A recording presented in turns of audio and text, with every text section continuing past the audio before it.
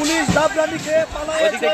দেশের মালিকানা বুঝে নিতে লাঠি হাতে নিয়েছি, শুধু কোনো সংস্কার না। এই তারেক রহমান ছিলেন ঐক্য পরিষদের একজন স্বনামধন্য সদস্য।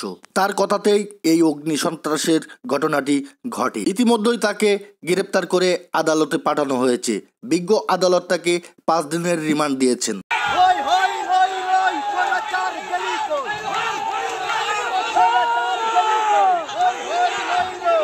দেশের মালিকানা বুঝে নিতে লাঠি হাতে নিয়েছি, শুধু কোনো সংস্কার না। পুলিশ দাবরানিকে পালায়েছে। পুলিশ দাবরানিকে পালিয়েছে।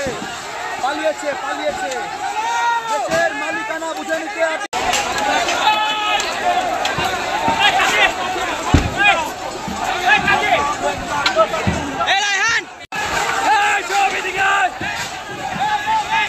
আগুন জ্বালাই দিছে, আগুন বক্স উত্তপ্ত শিক্ষিরা দেখেন কিভাবে আগুন জ্বালাই দিছে, বক্সটা জ্বালাই দেন। ছাত্রলীগ দেখেন, ছাত্রলীগ মতো গাই কিনা বাইক এটাও জ্বালাই দেয়, বাইক এটাও জ্বালাই দেয়। লাইট কমিয়ে